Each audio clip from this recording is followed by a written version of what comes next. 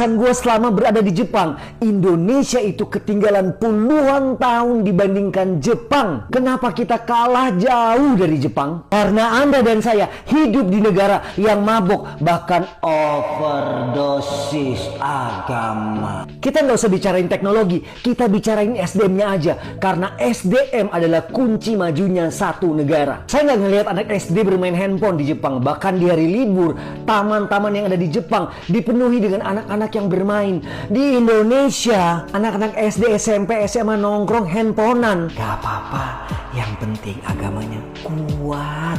Di Jepang, saya nggak ngelihat ada sampah di jalanan. Bersih banget. Di Indonesia, orang-orang buang sampah ke jalanan, baik dari dalam mobil atau dari atas motor.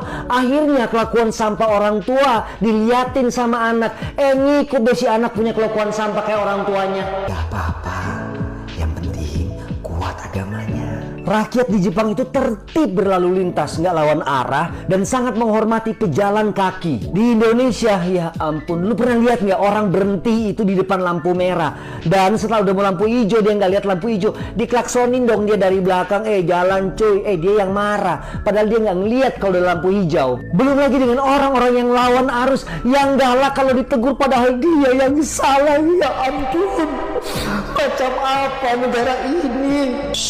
Gak apa-apa, ini negara agama, yang penting kuat agamanya.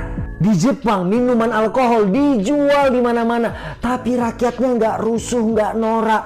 Di Indonesia, karena negara beragama, makanya minuman alkohol hanya dijual di tempat-tempat tertentu. Tapi rakyatnya rusuh, norak, tukang bully, ugal-ugalan, nggak tertib, rasis, diskriminatif, dan nggak apa-apa. Yang penting kuat agamanya, kan negara agama. Di Jepang lu akan temui cewek-cewek cantik, seksi di public area atau di transportasi umum. Tapi minim pelecehan. Di Indonesia, negara yang beragama, sudah berapa ratus kasus pelecehan seksual terjadi di tahun 2025 di public area, terlebih di transportasi umum. Yang penting kuat agamanya. Selama rakyat di negara ini masih mabok agama, masih ngurusin agama orang lain, masih ngurusin dosa orang lain, maka negara ini akan punah. Itu dia alasan kenapa Jepang jauh lebih maju daripada Indonesia. Jepang adalah negara yang fokus pada kualitas SDM-nya, nggak peduli agamanya. Sementara Indonesia adalah negara yang fokus pada kualitas agama, nggak peduli SDM-nya. Demikian info dari gue, Botak Bicara. Semoga bisa direnungkan. Mayora Natusum.